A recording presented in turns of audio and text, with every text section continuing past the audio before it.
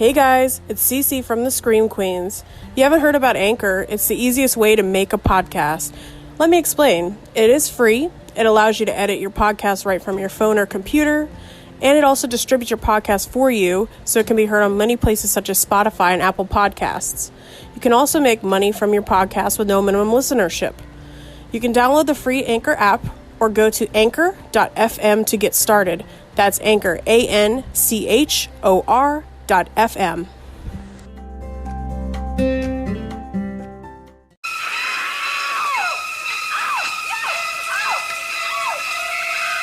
know I don't watch that shit. Why not? Too scared?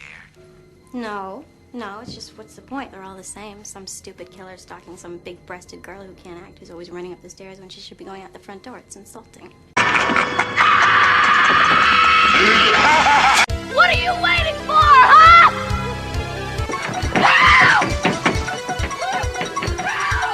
Because nobody admits anything they've done!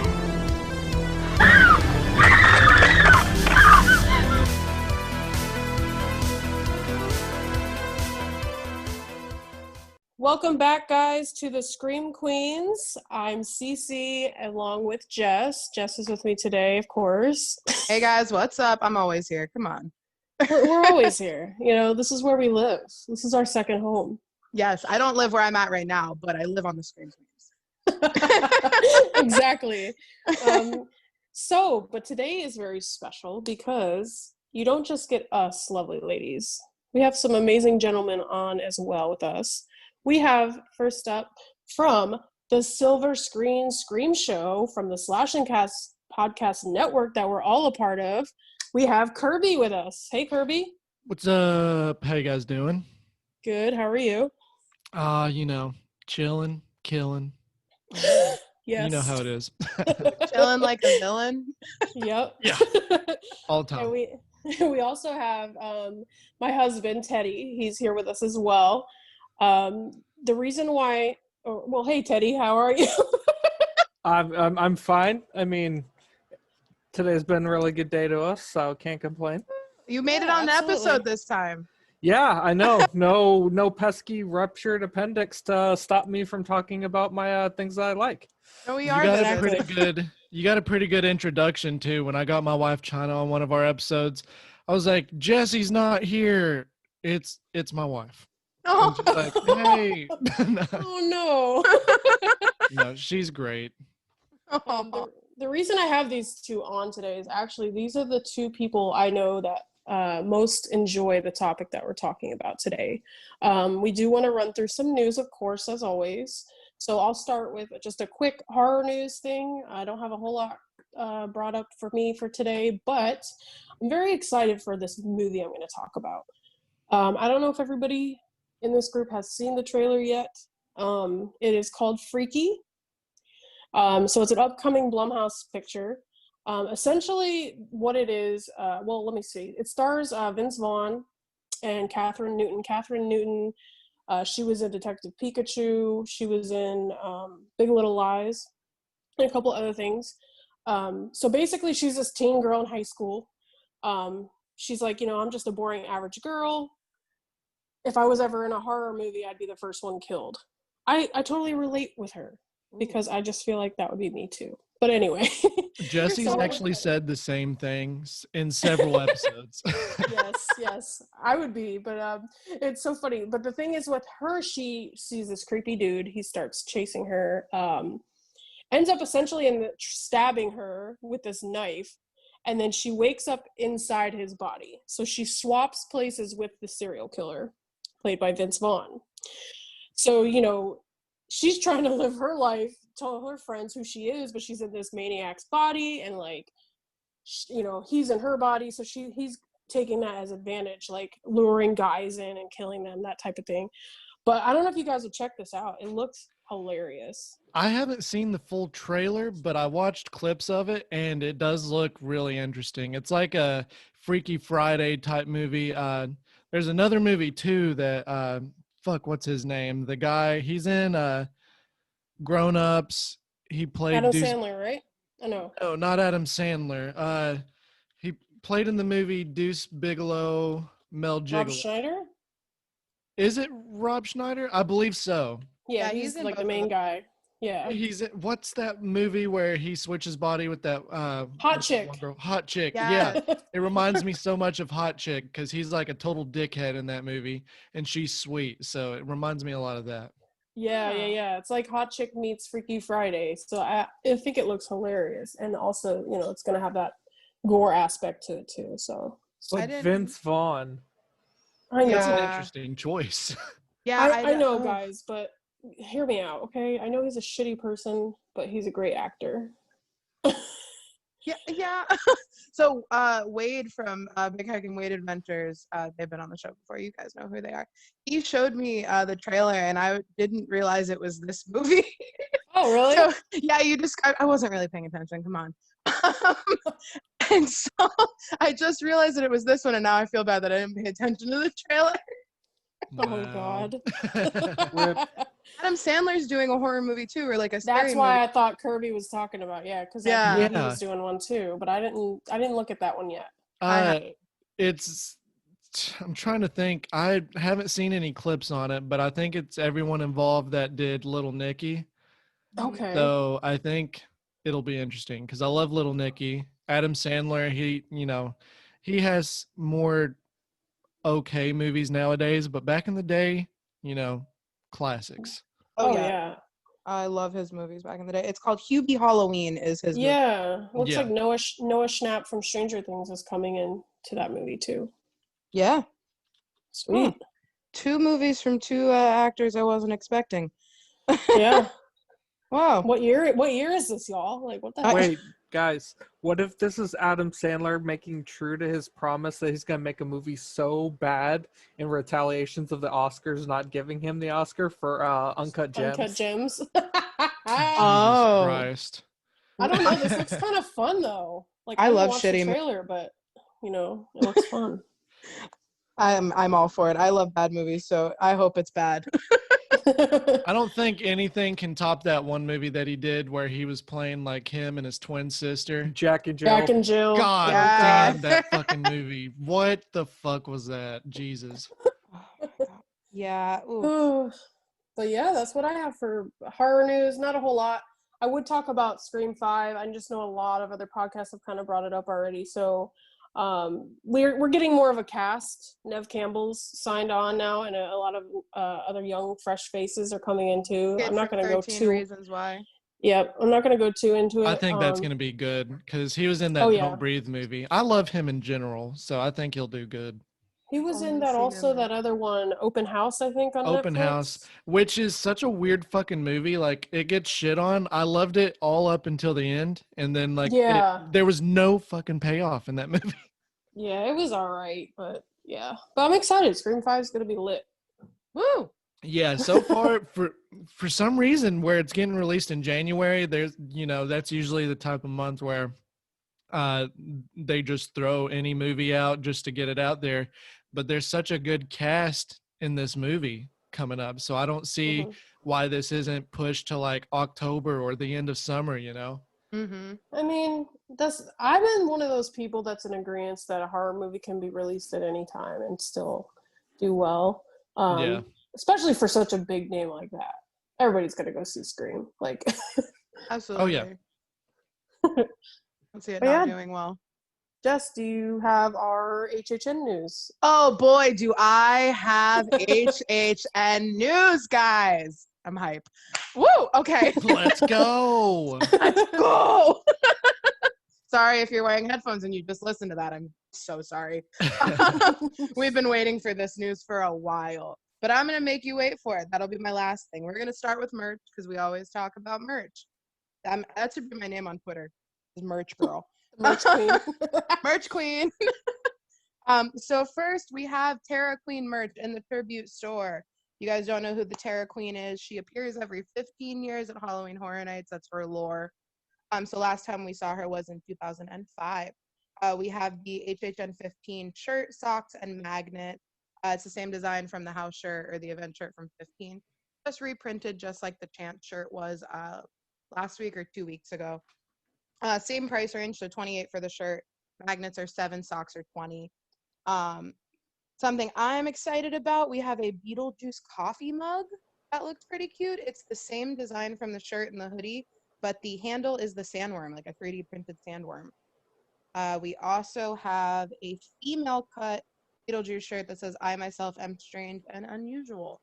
So you all know me. I'll be purchasing every single item when I am back in Florida. It's a problem. But what I want to talk about, and I know Cece and Teddy are excited about this, today we finally got our announcement. You know, we've been seeing the metal signage going up outside. We are getting what Universal Orlando is calling Fright Fix. So starting this weekend on September 19th, there is a preview on the 18th for Premier Pass holders, kind of as a way to give back to those, because Premier normally get a free HHN ticket. Not getting it this year, so they're giving them exclusive access to what's coming up first. So what we're getting is you have access to 2 houses, Revenge of the Tooth Fairy and Universal Monsters, The Bride of Frankenstein Lives. Both of them will be using the virtual line that we've seen since the parks have reopened. So you'll probably want to get there early so you can reserve a time slot. From what I've heard is there will be social distancing in the houses, so you'll be spaced out and pulsed. And I know that there is talk of plexiglass protecting the scare actors and you, so all boo holes will have that. That's not confirmed. That's just something I've been hearing that I wanted to touch on. Costumes will be allowed in both parks for all guests, no matter your age. Just, I'm assuming nothing bloody, nothing gory, and no full face masks, just, the COVID masks we've been wearing. There will be trick-or-treating at Islands of Adventure, but it's not like Mickey's Not So Scary. This is only going to be for the kids, so it's guests 12 and under, and you have to be accompanied by an adult. Universal will give you a treat bag, and then you get 1 handful of candy at each spot. So they are doing something for the kids. But then over at Universal, which they are still saying it is recommended for ages 13 and over, there will be blood, there will be gore. The 2 houses we are getting, I have a description for each because, we have talked about them before. The first one is Universal Monsters, The Bride of Frankenstein Lives. The PR release that they had today, the description was, "We belong dead, the last words of Frankenstein's monster on that fateful night when his bride rejected him. But his end was her beginning. Now the bride is stepping out of the shadows to bring him back, and there's nothing she won't do as she sharpens her brilliance by experimenting on unsuspecting victims. The mate will have her monster, and the monster his mate." And then I just want to describe the Tooth Fairy one, and then maybe we can talk about it for a second. For Revenge of the Tooth Fairy, the innocent traditions of the Tooth Fairy hide a darker ritual. All children must give up their baby teeth to this goblin-esque Tooth Fairy or pay a gruesome price. Step into an old manor that has been overrun by yellow-clawed fiends who extract teeth by force. It's an eye for an eye, a tooth for a tooth. Catch me crying in that Tooth Fairy house. I was about to say, you're not going to be able to get through that thing. Oh, no. With your fear of teeth. Oh, no. Kirby, Teddy, you guys have probably heard this. I have this irrational fear of, decaying teeth. I cannot do it. But I guess that's what HHN's for. How do you guys feel about these houses? Are you excited? Well, I've never been to HHN. I've been to Universal a long time ago when I was a kid, but that was during winter, and which winter doesn't even fucking count for you guys because it's always warm over there. I'm so jealous. It's like 85 degrees outside instead of 95. You're outside and you're like, oh, it's chilly, and I'm just sitting there sweating like, oh. I'm in Jersey right now and it's 60 degrees outside and I'm shivering. Must be nice. Yeah. Florida, and it's the surface of the sun right now. Yeah. Personally, I'm excited for the Tooth Fairy one. But I feel like me going through it, in the recent future is gonna trigger some PTSD from the last time I went to the dentist. Oh God. Because they had some not so good news about my teeth, and I had to have several extracted because they were just on their way out. So that's gonna be fun. Also, I'm not sure how I feel about the Bride of Frankenstein one. It's kind of weird when Bride of Frankenstein in the movie kind of freaked out, but now suddenly wants Frankenstein back. But hey, I'm not gonna knock the story. I will hold off judgment till I actually go through the house, and then if I don't like it, I don't like it. I don't have to go back to it. Yeah. That's fair. Yeah, I'm- if I were to go, I would definitely want to go to the Tooth Fairy one. I have a weird, when it comes to teeth, that is kind of a thing that always makes me uncomfortable. I always have like, I don't know if you all ever have those dreams where your teeth fall out or something. Yes. Oh yeah. It's Mhm. I've had the worst fucking dreams when it comes to your teeth and everything, and teeth's always like just made me nervous. So I'm just sitting there thinking like, okay, if they're gonna do something that involves teeth, it's gonna make me very anxious. Oh, absolutely. Yeah. I can imagine. Knott's Berry Farm has done I believe it was called the Tooth Fairy. They did it for like 5 years in a row. They had like old timey like dental appliances that would like Ugh. chatter and Fuck just that. yeah, just like teeth like in people's like eyeballs and stuff. And I'm imagining No. like similar, and I'm so uncomfortable thinking about it. But but Teddy, you brought up a point about the Bride House. I don't know if you've seen there was a sequel to Frankenstein back in the day where Bride brought him back using the blood of Dracula's brides. So Was she that House of Frankenstein, I believe? I believe it was. Well, I don't remember the movie, but my sister and I were talking about it earlier. And this house seems like it's going to be based around that, like loosely. Mm, Hmm. So yeah, we That's haven't made interesting. it to it yet. We're getting there. yeah, so I think it's going to be following that storyline because in the shirt they released, we talked about it last week. She's wearing the Dr. Frankenstein coat. Mhm. So I hope she's a bad bitch. You know, she takes her man back. She realizes I fucked up, but you know we. Oh man. But I'm excited. I am in New Jersey for an emergency right now. Everything is as okay as it can be, but I'm hoping to make it back in time to see the houses. So we will see. Yeah. Yes. Do you guys have any other opinions or anything you want to say about the announcements we have? I personally, God, I really do. I just want to say I really want to go to HHN one year. I've been saying this forever, but Mhm. where I'm from Kentucky, it's just finding the time to fly out there because God damn, I do not want to drive down there. So like just finding the time, maybe next year after this whole pandemic shit gets taken care of, maybe I'll find a way down there. Me and my wife can come hang out with everybody. Yes, That's I know what I'm we trying yeah. to do. I'm we trying to get talked all about the it. Have a go ahead. slash and cast Yeah. little meetup, and Cece and I will be the tour guides. Oh, I know Bailey wants to go. He's already brought it up. Yes. Yep. I tried to tell Bailey and Brian on our last episode or a couple episodes ago, whenever they came on. I was like, you guys need to come down. We need to get a whole group together and do a RIP tour. Yes, I think it would be fun. And these houses are going to come back next year. This is just like a Mhm. so if you miss it this year, you can get it next year, and it'll be right now. I know they're going to limit the amount of scare actors in the house, so next year it'll be full force, no plexiglass, in your face scares. So you guys are better off coming next year, really. Yeah. Mhm. For sure. So yeah, that's all I have. Cece, are we ready to talk about the fun stuff? Oh, are we ready, baby? Are we ready? All Are right. they ready? I'm I sure think I they're know ready. what time it is. I mean, yeah, I'm as ready Ooh. as I can be. It's Is time it to time float. to float? Yeah. Said at the same time. There you go. You know. All right. Okay. It But I is. It didn't is. bring my floaties. Oh my God. No. We all float down here, Teddy. Fair enough. All of a sudden, he just starts floating out of his chair. He's like, God damn. Oh my God. That'd be terrifying. That would remind me of like Host or some shit. Cece, we That haven't movie even was told good. them. Oh, I watched it on the plane. Oh, it was good. We're on Zoom right now, and I'm just sitting there waiting for something to pop out behind you guys. Oh, That's my why he's not on camera. Yeah, just my fucking artwork picture. What were you gonna say, Jess? We we didn't do haven't- something. We haven't told them what we're discussing today. They don't know what our The segment. audience? Yeah. No, Well, we're just throwing references out. I mean, I'm assuming that they can, put some things together and understand. Don't read the title. Okay, I'll be blunt. We are talking about the It franchise. So nothing's off limits. Now the boys have read the book fully. I have not read it in any capacity, maybe a few pages. I think I've tried. Jess has read about half the book Yeah. or so. We have all seen the movies and the miniseries. So everything is going to be talked about today.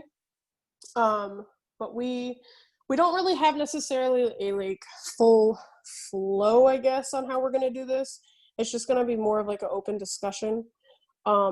now, if anybody would like to, we could take you through the story a little bit. Maybe the guys could do that or something, just to kind of they have a bit more knowledge of all the things. I do have some questions though, and I think maybe the questions will be better at the end after we've kind of discussed, the discuss the source material and just kind of the story. So I'm going to pull up Wikipedia as well, just to have it ready.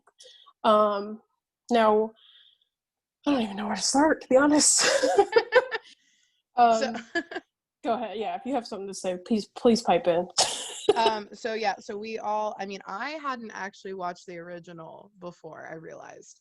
I thought I had, but I hadn't. The TV, it was a TV special, TV The stream? miniseries. Yeah, it was a Miniseries. miniseries. Because I was not expecting to turn it on yesterday and it'd be 3 hours and 10 minutes. Could be worse. Could have been the TV version of The Stand. That thing was like 6 hours long. Yeah, Oh, I haven't seen it, but there's a bit.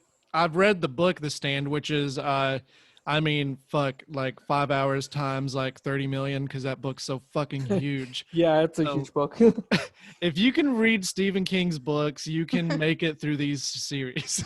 Oh, yeah. And it's just, I felt bad because Wade was watching it with me and he was just like, oh, this is rough. Can we watch chapters 1 and 2? And I was like, yes, later. We have to watch the original. It's funny because before the chapter 1 came out, it was the same day, and I was like, man, I haven't watched the miniseries since I was a kid, and I popped it in, and I was like, Jesus, it's 3 hours fucking long. I couldn't fucking remember. I was like, damn, that is a long ass movie. So I watched half of it and then went to go see chapter 1, but then I finished afterward. So you pretty much finished the movie, because let's be real, for the miniseries, after the first part ends, the That's rest true. of the movie is very womp womp. Like, Yeah. got some good actors in it, but like it was just, I don't know, it didn't have the magic that the kids had in the first half of it, which, to be quite fair, wasn't all that much either. Although Seth Green was great. Seth Green was like the best child. Favorite part of the entire movie. I'm gonna call it a movie. It's a movie. That's how I feel with the miniseries cast, because I'm only 24, so when I talk about the cast, I'm afraid people are gonna look at me and be like, "Well, you're just too young to appreciate the acting and the miniseries." But it was not good. No, Kirby, I'm only 26, so we can just be in that same boat together.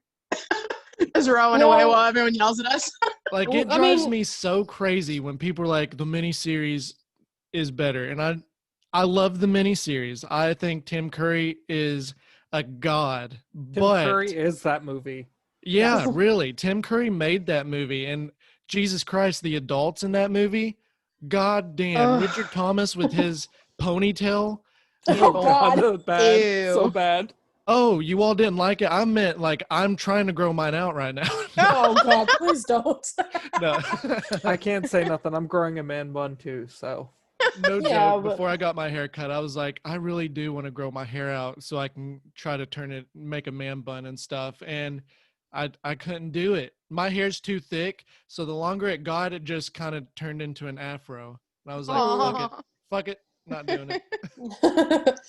What I think might be best then, maybe kind of what to do then would maybe be to go ahead and separate each one, maybe rank them in a way. I think we might all have very similar, well, maybe not. I don't know. I'm trying to figure this out, you guys. I just think we discuss them. There's only 3 movies. I think ranking them is kind of like, Yeah. I mean, maybe not ranking, just kind of, taking each one and talking about each one a little bit. We already started on the original, so we can just kind of sure, keep going with that. Going. I just have to tell you guys my first note, and I made it maybe 15 minutes into the movie, was, yo, this movie's so bad. And I felt so bad writing that out, but I had to. The problem is like, okay. And this is what I try to tell everybody. It was a mini series, not a movie. It was a show on ABC in the very early 90s. Yeah, they censored the hell out of it. Right. Yeah. Like, all the kills are off screen. Totally Mhm. understand that. The blood looks so much like red paint, and like we know I'm such an SFX girl that like it just pained me like with the Georgie photo album. I was like, it looks like red paint and ketchup. But I get it, like miniseries, low budget, but like it made me so sad.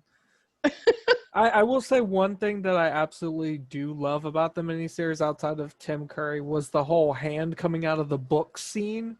Mhm. Like that one was really good.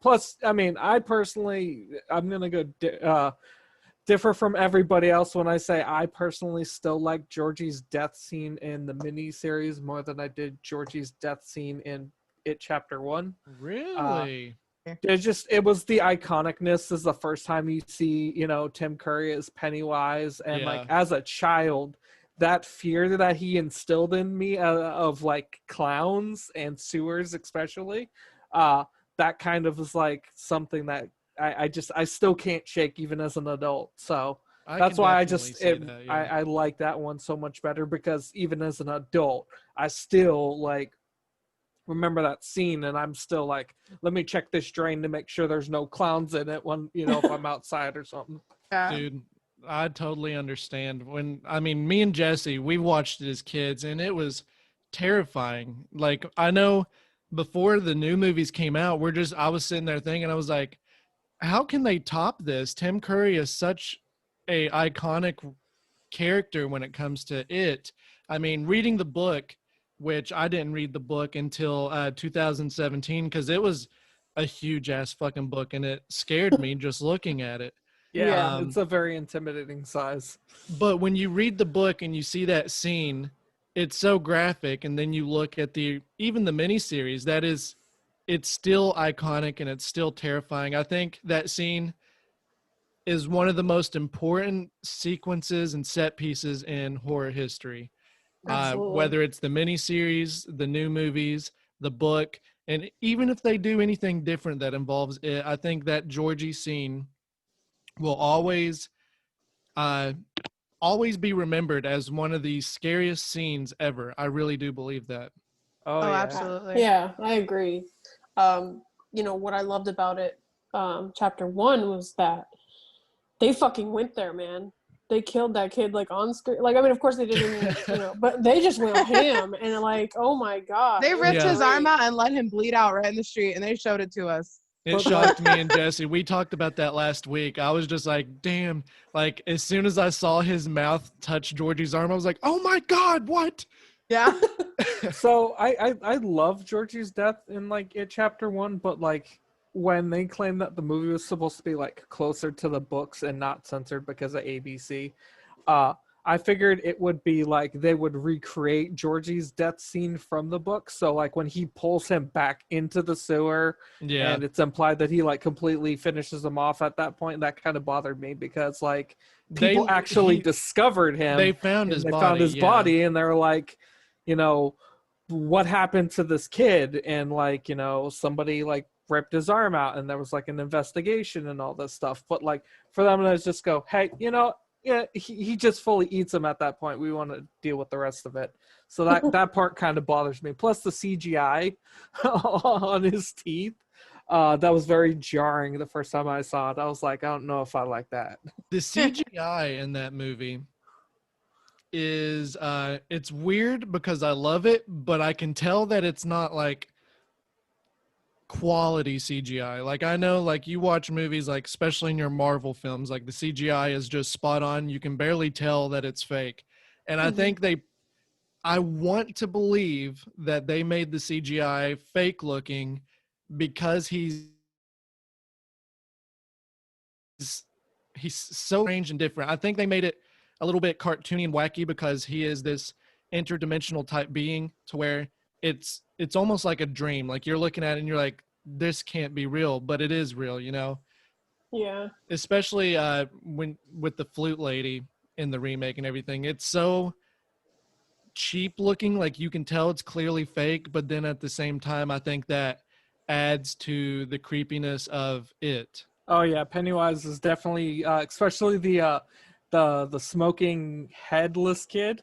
Yeah. from the Easter egg explosion and how Yeah. he's like chasing at him. He's all jerky and weird. Yep. And then Betty Repsum's legs in part 2 when she's like kind of skipping towards them. Yeah. No, you Oh, talked about man. CGI, and I wanted to bring up something. Hunter from GGH and Catacombs and I have talked about this before. Chapters 1 and 2, because I am always a practical over CG. I always will be. It's just kind of my background. But it is like my one exception, chapters 1 and 2, because I feel like they blended CG and practical so well together. It still kept the style of the movie, like kind of whimsical, like you guys were saying. Yeah, for sure. I So agree. Yeah. It's one of my favorite parts of the remakes. Yeah, I really enjoyed it too, and I'm with you guys. I absolutely love practical makeup. I can't stand CGI, to be honest with you. It obviously is made for certain things, kind of like Kirby said, superhero movies, that type of stuff. It's great for it. Yeah. But for horror, for me, I still love practical makeup. And let's talk about like the miniseries, like the melting face of Pennywise is such fucking awesome makeup. Yes, that is my favorite scene because of the makeup. And like the Pennywise makeup in general is just so iconic. From the original, everyone knows what Pennywise looks like. Mm-hmm. So, and like it's done like sloppy, like he did it himself. Like it's applied poorly, with air quotes. Because the makeup artists are fantastic. I will never knock them. I think it's iconic. I love it. Tim Curry wears it really well too. And then also, is it Bill Skarsgård or is it his brother? Which one is Bill it? Skarsgård. Bill Skarsgård, yeah. I love how they redesigned Pennywise, but it's still Pennywise. Like, and his face also wears the makeup so well. You know what's crazy too? I know this is when you know that you just love it so much that I can't help but talk, but like Bill Skarsgård and Tim Curry look so much alike. Like if you pull up a picture of them, especially Tim Curry younger, they look so similar. So I think they chose a really good casting for the new movie. I also like the outfit choice they went for it in chapter 1 and 2 because it was actually more to what the book was, and I understand they wanted to make Pennywise in the miniseries be like a bozo like looking type clown, so like these parents would get their kids watching, and then boom, now they're all terrified of kids like I was with my parents. But like I like the dirtierness of it because like it feels like, oh hey, he's a clown, he's approachable, but also like there's something wrong with that clown and I should maybe get out of there. Right. Yep. So I like that more than Tim Curry's one, which was like bright colors, like look at me, hey, I'm fun, I'm doing jokes, I'm making all these funny references. Oh my god, like that scene where Richie is in the library, adult Richie. Oh my god, yeah. And he's sitting there with that spinny thing and he's like, I'm just like, someone shoot me in the fucking head, please. I love that laugh though. It's a great laugh. Oh my God. He's like, is your refrigerator running? I'm like, God damn it. Listen here. I already heard this in The Grinch, and now I hear it from you. You two need to stop your jokes, please. Right. Oh, man. That scene is so good, though, because it's just so random. Like the random people just reading their newspapers and a balloon pops in their face and sprays them full of blood, and they're just like not even bothered by it. Just imagine how uncomfortable just imagine being in the library. You're just like reading. All of a sudden you hear Richie, hey, listen, tell Mike I'll be here later. I'm just like, this guy's on crack. Oh, yeah. If I was in the library, that would probably scare the hell out of me. Because I would think someone's about to kill me. Like, like not today. Man. Hit the ground. Not today. Can we talk about the when they're looking at the photo in the original, the TV TV special? What did we call it? Miniseries. Miniseries. Oh, get it together. Come on. I'm sorry. Where they're all looking at the picture and then Pennywise like starts doing backflips and like handsprings, and then he does like 5 perfect back handsprings in a row and then does the shittiest cartwheel I've ever seen. It's like clearly those were 2 different actors doing that. It was like six back handsprings, and then he like adjusts himself, so he does a really shitty cartwheel, and then Tim Curry's like, hey. Either he was like so fucking dizzy that he just couldn't handle it anymore, or it was two different people. Like, He's like, should I hit him with that 10 move combo? Nah, let me give him 9.5. yeah. I'm actually gonna watch that right now, just because I want to see. It was It's like so over the top. Like it's just like yo, and he's like, oh wait, fuck, I'm dizzy. Because I was supposed to watch the whole movie today, or miniseries today, but I decided to do the kill count just because I had a long, stressful day. So, but I'm gonna watch it right this second and tell you guys what I think. I love that scene though. I think that's a Yes. really cool scene. It's terrifying, actually. Oh yeah, it was the one scene I would watch over and over and over again as a kid to really scare myself, because I felt like if I continuously like confronted what I was afraid of, I would eventually get over it. Turns out that's not the case. It actually made it way worse. Especially when all those clowns were happening in like 2016, 17 or whenever they were popping up. Fuck That was not a good time for me at all. No. And like I never saw it when I was younger, so I don't have a fear of clowns. My sister, on the other hand, I don't know how, my younger sister, absolutely fucking terrified of clowns. So this is like her biggest nightmare. Is Pennywise. Sorry, I'm not trying to laugh. Oh, did you see what I'm talking about? Sorry. It's so shitty. Oh my god, I love it. Anyway, you and Ashley, I'm sorry, what? Ashley's terrified of clowns, so it's just really funny to like she's seen it chapters 1 and 2, and she's a huge Stephen King fan. So she has the book. I don't think she's read it, but Pennywise is her biggest fear, is like just a clown. So just anything with Pennywise we would freak her out with all the time. I'm a big sister. You, like, that's what I do. Show her that cartwheel and be like, see, he's not so scary. He's kind of goofy. I'm gonna send it to her right now and see. Oh my god. Oh gosh. I mean, you know, the saving graces of that were, you know, like you guys said, Tim Curry, Seth Green, and John Ritter. Otherwise, I don't know. I like the guy who plays adult Mike too. I think he was in Sister Sister. He's the dad. The dad from Sister. Yeah. I liked him in that too. He wasn't too bad. It's just, I don't know. The adults, just like all of the adults, I mean, like when they were kids, their parents, the acting was so bad.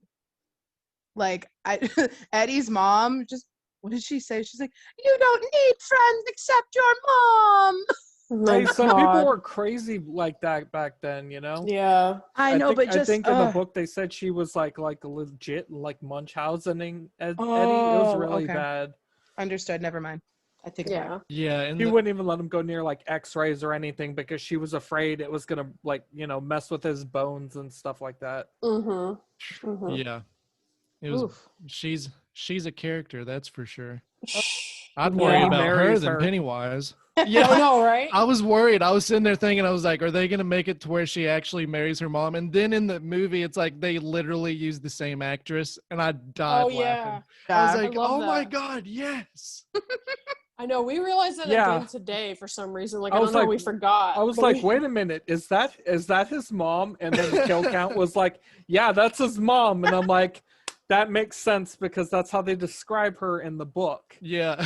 Basically his mom. Yeah, they say like that's like a trope that men will marry somebody that's like similar to their mom or something weird. I don't know. So I mean, that same applies for Beverly. She kind of married her father. Yeah. Okay. Well, I have no. I hate, like, Bev is one of my favorite characters. I think she's such a empowering character. She really is strong and can take care of things herself, and I really love that and respect that. But at the same time, she needs her friends with her. And I think when it comes, I know we're kind of all over the place with this, but when it comes to it, I think the reason why it connects with me so well is the innocence and friendship that kids have. When me and Jesse were kids, I used to go up there every weekend and we'd just go explore and do whatever, you know, we'd just all hang out and get into everything. So it just hits me in such an emotional level seeing these kids love each other the way they do. It's really powerful to me. So No, I definitely agree. I'm one of those people who really enjoys movies like that. So a lot of like coming of age films as well. Like I know this Yep. is hard, but there is a lot of coming of age in this Oh, movie yeah. as well, and a lot of like dealing with growing up. And it connects to The Woods of Stand By Me, which is also one of Cece's favorite coming of Exactly. age movies. Yeah, I I was love gonna say Stand By Stand By Me. Me, Stranger Things, The Goonies, like all of those. I love all of those Literally, things. all those are just fucking perfect. Like literally, as you were saying it, I was thinking it. I was like, she gets it. Yeah. Yeah, those are like my type of movie, man. Like I love those. So like, and I think Stephen King does a really good job of capturing that too. Yes, he does. Mhm. So for sure. But I think we could move forward from, unless you want to go unhinged, Jess, about how you didn't like the miniseries. We could probably move forward to the movies a bit more. Yeah, we can. I think they understand where I'm coming from at this point. I can think move we kind forward. of all agreed on that one there. Yeah, and I'll it's, talk you way know, better about the next ones. So Yeah, it is what it is. So we move on to 2017. Okay, we are all anticipating this fucking movie. At least we were, me and Teddy. I know you guys probably were too. Oh yeah. So, we went, opening night, I believe. We did, I think, for both chapters. Andy Muschietti, am I saying that right? Muschietti, I think, actually. It's Italian. Jess, if you can correct me. I'm sorry, one more time. Andy, is it Muschietti? He's Probably. the director of the films. I don't speak Italian. Okay, I know, but you were Curse. correcting me the other night. Yeah, but I can curse and I can say food names. True. Okay, so we have The only Italian I know is Ezio Auditore de Firenze. That's it from Assassin's Creed. Yeah, that's the Oh. Assassin's Creed name. Oh no, Yeah, we Nice. can all I know. curse up a storm. My grandma was first generation American. Her parents were from Italy, so we know the curse words in my family. Nice. So we have Andy, he directed the film. His sister Barbara actually produced it, amongst some others. As we already mentioned, we love the iconic beginning of this film. Georgie's death scene, they fucking did that shit, and I'm happy. It is the 5th highest grossing R-rated film of all time. If you guys didn't know, it made over 701 million worldwide, which is wild. Yeah, it's impressive. Yeah, a lot of people were anticipating that movie coming out, so they're like, I gotta go see it. Well, Yeah. I remember when the trailer first came out. It was around March of 2017 when they first released the trailer, and that trailer blew the fuck up too. Oh yeah. Blew up. And I remember I was in college, I was sitting in class, and I got a notification on my phone, and I saw it, and I literally and I wasn't even that big of an It fan at that time. Like I watched it as a kid. I'd never finished the book. So I saw it and I was like, all right, I'll check it out. So I went outside and watched it, and it just took over my life. Like I watched it over and over again. It was such a awesome trailer. And then, the movie just speaks for itself. I love the yeah. one part of the trailer that really got me was the part where he like pops out the water and runs at Bill Yeah. Oh, in yeah. the thing, and I was just like, oh, okay. Because at first I was like, oh man, they're gonna make remake it, another remake. This is gonna suck, and like it is such a sacred like thing to me. Yeah. So I did not have confidence that they were going to do it well. And then I saw that trailer and I'm just like, oh, maybe. And then like I actually saw it and then I was like, it was okay. I liked the kids in it. They were the best part. I've seen the 2017 It 6 times in theaters. Wow. I think we I went. I think we went loved like it. 3 times. Yeah. No, I mean, and it was the first one, so it's like, you're waiting for this movie for so long. Because the miniseries was in 1990, I believe. So you're Yeah. waiting so many years for this film, and it was just the CGI, like we talked about, was great. Like the cinematography of these movies is just fantastic. Yeah, it was shot great.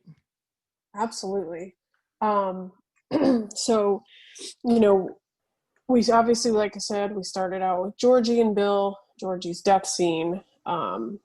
We start to see, the kids I don't know. We don't really even have to go through the story. Most people have probably seen it by now. But I mean, what like are your pros and cons? I mean, what do you guys really enjoy? Is it the cast? Is it the acting of the kids that really blew you away? What do you guys think? Let's hear your thoughts, Teddy. I really want to hear what you thought of it. So I mean, I liked the kids, like I said. I think Finn Wolfhard was the best option they could have possibly ever done for Richie. Yeah. He's just a hilarious kid. I loved Eddie Kazbrak. I loved the way they played Eddie Kazbrak, because the miniseries Eddie Kazbrak annoyed the hell out of me. He was not enjoyable, and like they gave him more personality. He was right up there with Richie, quip for quip. Yeah. I loved that. I gotta say I didn't like the new Stan. Really? Because I felt like part of what made Stan like Stanley in the miniseries was like his anal retentiveness. Yes, he fixes the photo when he sees the lady with the pipe, but like it was more like OCD in the way he dressed, OCD in the way he like memorized his bird book. And that was more prevalent in the miniseries than it was in the movie. So that's why I kind of like Stanley better. And I gotta be the one guy to say I absolutely hate the fact that they took everything that made Mike, his book, his knowing the history of dairy, his just general knowledge of everything that was going down, and gave it to Ben Hanscom. Yeah, I thought that was a really interesting change. I don't know why they did that. Ben did not need the extra boost. He was already a good, solid character with the actor who was playing. They threw in his love for New Kids on the Block, which I was not a fan of, and I made fun of my sister for many years growing up because she was.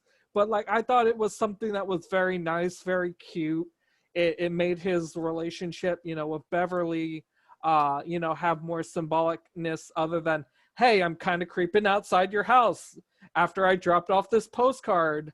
I clearly see you running away scared, so I guess I'll follow you in the miniseries. So like I like that, and I just felt like he did not need like a lot of what made Mike. Yeah. But what some stuff they did take away from Mike, I thought they did kind of bring it back in with like when they all showed up to Nebolt, they hear the loud crow, cawing, which is the reference to the fact that Mike, his first interaction with Pennywise in the book is where he's getting attacked by this huge giant bird after he came out of the movie Rodan. Yeah. So like there were things that they tried to do to cover like the fact that they kind of took away the fundamental of this character. So it was kind of like, there were things I loved about it, like Pennywise's dancing scene was great. Oh my God, Mhm. iconic. Yeah, It reminded really me was. of Johnny Depp as the Mad Hatter. Oh my in God. Alice. I don't like those movies, but like I love Johnny Depp as Willy Wonka, so like yeah, he was pretty creepy with it then too. Mm-hmm. So I generally I do have a favorable opinion of It Chapter 1, because like I had like complete negative expectations in going seeing that movie, and I was pleasantly surprised, so I can't really hate on it too much. I just wish that they didn't change Mike, because it fundamentally alters the story of like how things played out that I felt like wasn't addressed in It Chapter 2. Yeah, Mainly because definitely. like they showed none of the interests that the kids were in, like Ben being in architecture, Billy being the big writer that he was, but when they were adults, Ben was the successful architect even though he shared no interest in it. Bill was a successful movie and book writer, but he never mentioned writing whatsoever in the first movie. And Mike suddenly is like the historian librarian of the town, even though like Ben was clearly the person you should have went in that route. Yeah. I So can like it was just definitely like see that. that. Yeah. That was just like a big annoyance for mine. But like I personally like I said, Bill Skarsgård killed it. His creepy like lip thing that he does was like a big thing of mine. The way he played with Eddie, like he was gonna pretend to bite his hand, like That's my favorite scene of the whole movie. I love that scene so much. Everything that Tim Curry did before him, and I wouldn't say he perfected it because, you know, art is subjective, I guess. Yeah. But like he made it in his own way without like leaving that framework that Tim Curry set before him. For sure. I love it. I do love it. I love exactly everything you're explaining because all the opinions that you were sharing makes perfect sense. I mean, I can totally agree with the fact that they took a lot of Mike's character and gave it to Ben, which as much as I love the 2017 film, that it was a weird thing going into it and seeing that. I feel like the main focus on Mike's character was just race in this movie, really. Right. And he's so much more than that. So. Oh, absolutely. It, oh, sorry, what were you saying? No, sorry. You go. What were you gonna say? It feels. What did I compare it to? Ghostbusters, with how they kept writing the one black guy out of Ghostbusters. He was supposed to originally be in the beginning of the movie, and then he doesn't show up to like page 50 something now in the script. It felt like they kind of dumbed his character down just so they could have someone of color in the cast. I don't want to turn it into that, but like personally, that's what it felt like. Because his character, only seeing chapters 1 and 2, like the remake, and then yesterday going back and rewatching the original, I was like, oh, Mike had such a better part in the original.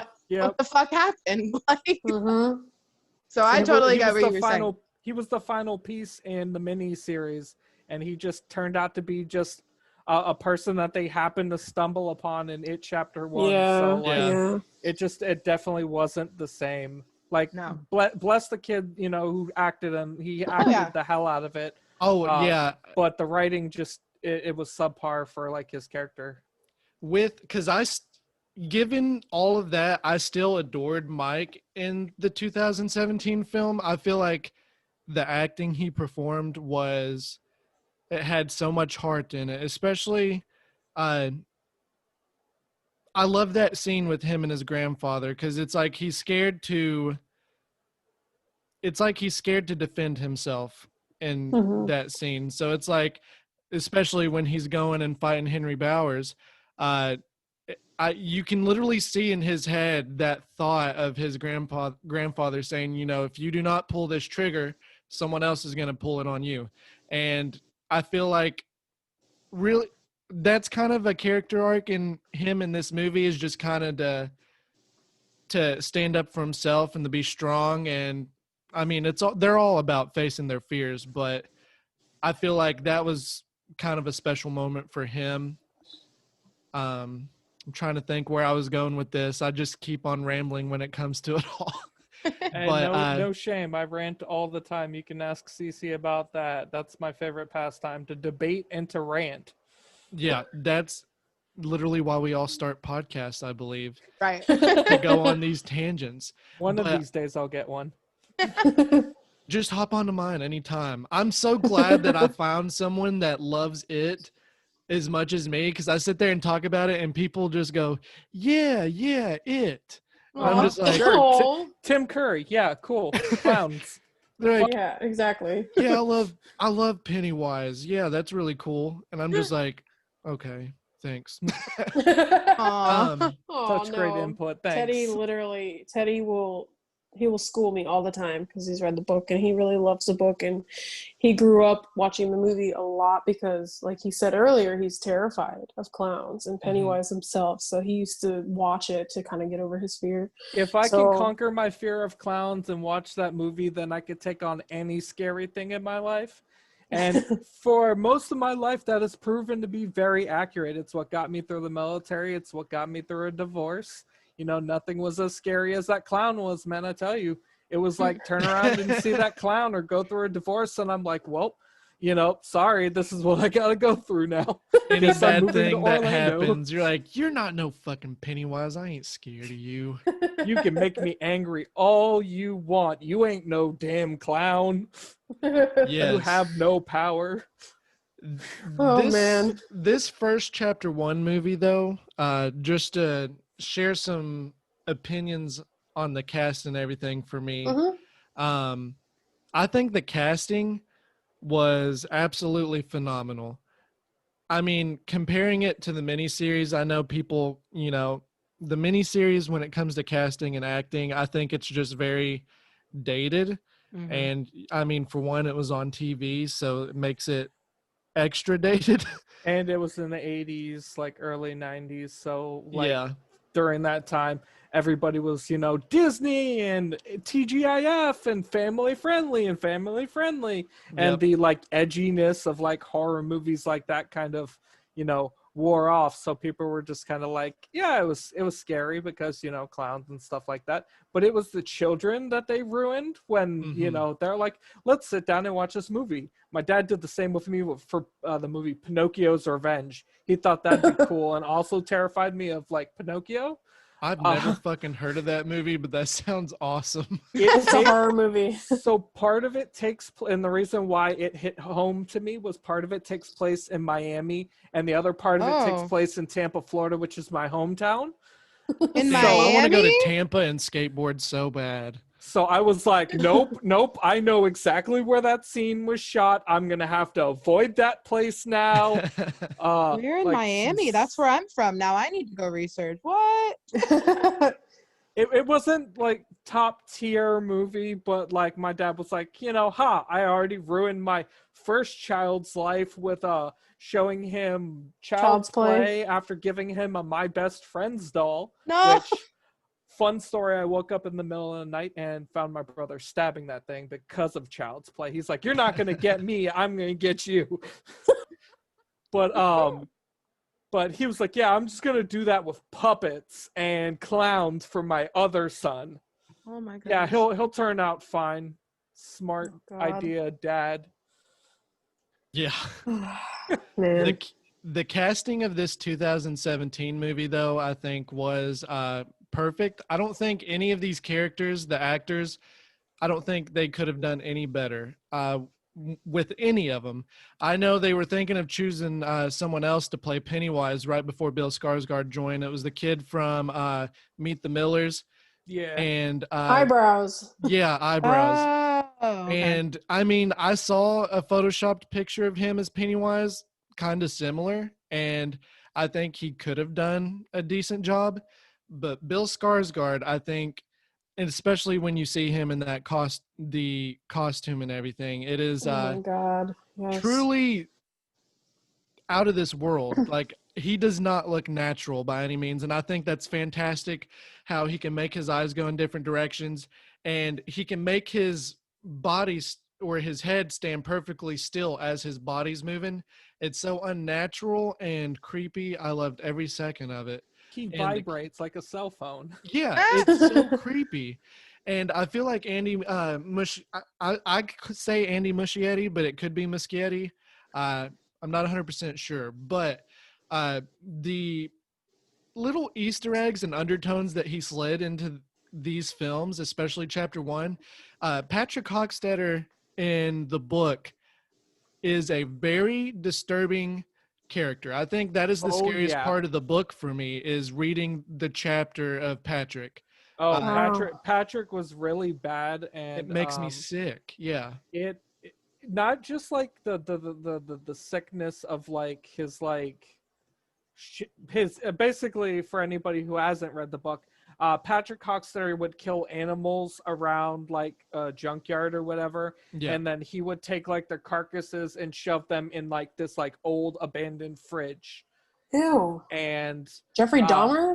So basically he would brag about it. Those were his trophies, and he would, I think one time he even brought Henry Bowers there to show Henry Bowers, and even Henry Bowers was like, that's fucked up. That sounds a So- lot like Jeffrey Dahmer's story. I wonder if honestly, Stephen King took it. Well, maybe, I don't know. Possibly, but But it when did gets he even write more that? He fucked probably up wrote than that like, that. oh, okay. Well, Patrick literally killed his newborn baby brother, oh, smothered him with a jeez. pillow. And there's even a sequence in the book where he's with Henry Bowers and they're sitting there lighting each other's farts or something, Stephen Yeah. King writing. And there's a part, and it's so graphic, but he ends up trying to convince Henry that it's okay to touch each other's dicks and everything. And Oh, he tried sucking Henry's penis and everything, and Henry was not okay with it. Yep. And then Henry goes and calls him names. And you can see that in the movie. There's a scene where Richie, Bill, and Eddie are walking through the hallways, and you can see Patrick like lick his lips as they walk by. And I thought that was so fucking creepy. Like these little undertones that he put in these characters, I thought were fantastic. Because Patrick, I'm not scared of clowns. I am really intrigued by Pennywise. He's in the Dark Tower series of Stephen King too. Yep. Several different novels. So I've always been so interested in him as a character. I think he's very unique and special. But Patrick was scary as hell when I read the book. I literally, after I read it, I had to take a break from reading it because it made me so uncomfortable. So seeing that in the theaters, I was like, oh God, they really made him good. And he wasn't in there that long, but what you got of him, if you read the book, you definitely could see how twisted he could be. Even Al Marsh, he's really graphic in the book, but you can clearly tell how sick of a man he is, and it's creepy. And these actors sell it so well, because I'm sure the guy who played Al is such a nice human being, and Sophia Lillis is such a great actress. I love her, but God, they sell it so well, this whole cast. Yeah. Oh absolutely. God, when that went down with her dad, like I of course, I read the book, I knew it was coming. It was really bad in the book. So when they were like, we're gonna kind of touch on that, I was like, are you really sure you should be doing that? Yeah, when he gets on top of her, he's like, do they know you're still mine? And she like fucking nails him in the balls. Oh. I would say I absolutely felt that on like a personal level. So like I was just like fucking, I think I cheered for her in that moment, like when we were in the theaters, because of like my personal title. It was so fucking good. But like that whole scene, boy, I will say it was rough to watch. I know Beverly's a female and it has different stuff that comes with it, but like it was rough to even see from like a third person standpoint. So like they both did a really good job of selling that. Really good job. Yeah, I mean, this is the thing about this this story, this franchise, is you have Pennywise, who you have it, and he's terrifying, and it is terrifying. But what's more terrifying is what he man can get those man humans to do. Yeah, Mhm. exactly. He would desensitize them. He owns that town. Yep. That is his town, and terrible things. And that's what I love with this story in general is terrible shit happens there all the time because of him. Yep. And no one fucking understands. I mean, in the movies, we understand, of course, but like, it's just crazy to see all these killings and stuff. No one really bats an eye. These kids get missing all the fucking time. It's just so crazy to see. Like, it's really scary when you're like, okay, this clown, this thing is after us. And on top of that, he has our bullies after us. We're not safe anywhere. You know? And like even if something happened to them, nobody would really bat an eye. Like when they were in the alleyway and Bill, I think it was, walks up and he grabs like the missing kids flyer and he flips it up, and there's Betty Ripsom, who at the beginning of the movie, her mom's waiting outside their school hoping that her daughter's gonna come out because nobody seems to give a shit where she went.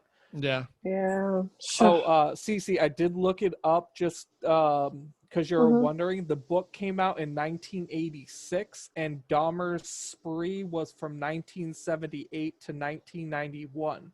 So it is very Okay. likely that it could have been an inspiration for Stephen King writing that.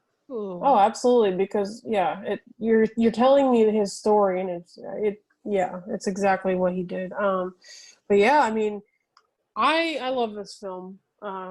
Like what Kirby said earlier, I really enjoy films where, especially when kids can act their asses off, and they really did a great job in this. Like, I was very impressed. They did so much with what little expectations people had for them, because many child actors, when they try to take on big roles like this, or like in Star Wars, if one mistake is made, they get absolutely crucified as ruining the franchise. God, I know that makes me so mad. People Yeah. shit on young Anakin, and I'll tell you one thing: I fucking dig him. I don't care. Young Anakin was not the worst part of that movie. The worst part of that movie were the Gungans. The fact that they No! exist Listen here, means Sonny. they're awful. I dig the Gungans too. I do too. I do too.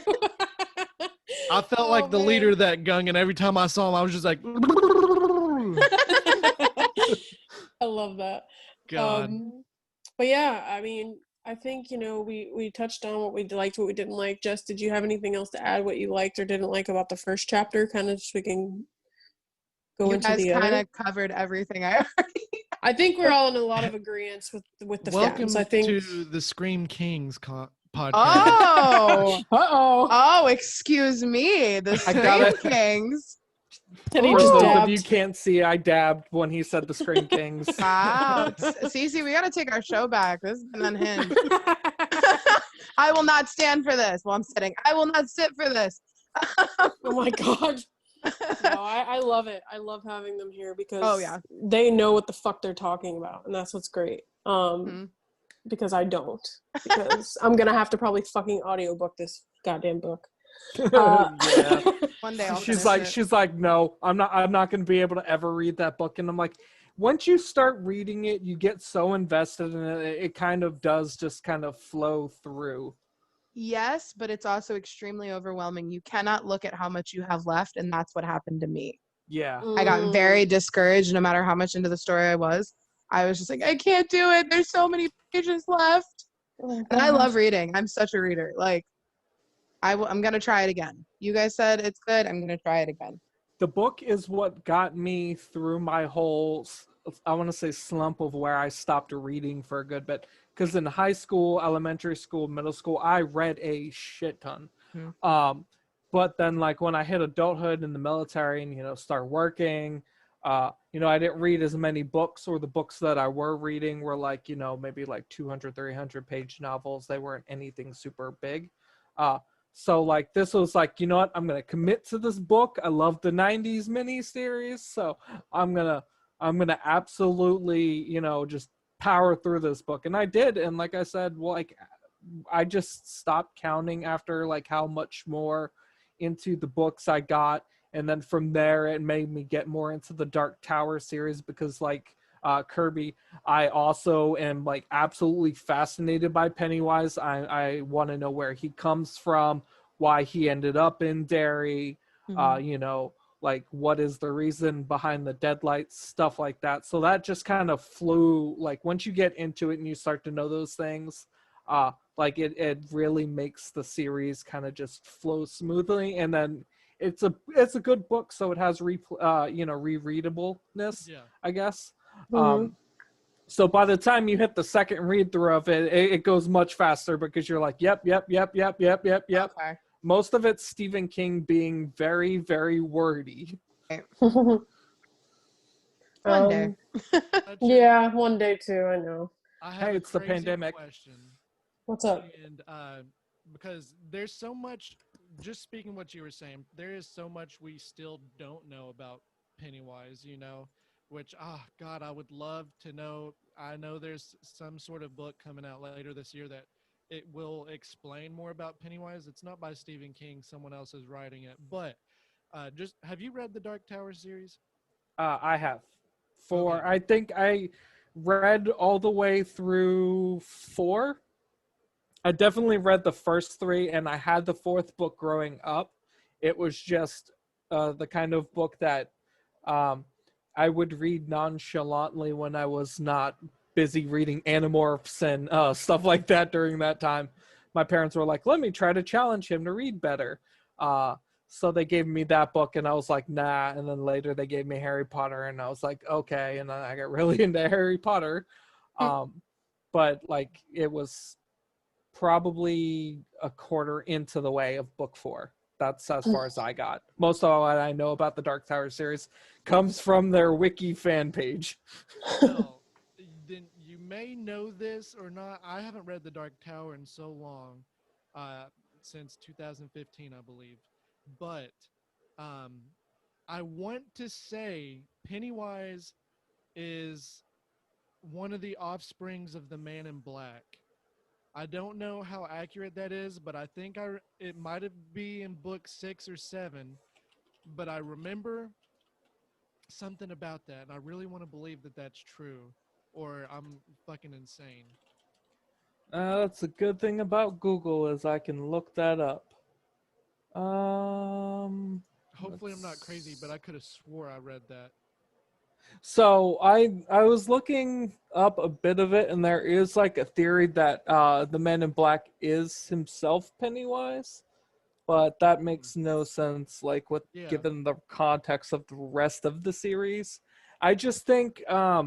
So from what I understand from Randall Flagg, or as he's known in The Stand, Man in Black, amongst other names in the Dark Tower series, the main baddie from The Stand.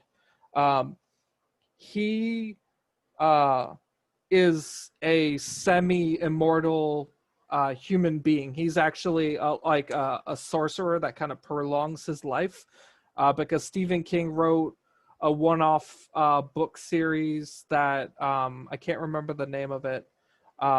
But actually, let me pull it up while we're talking.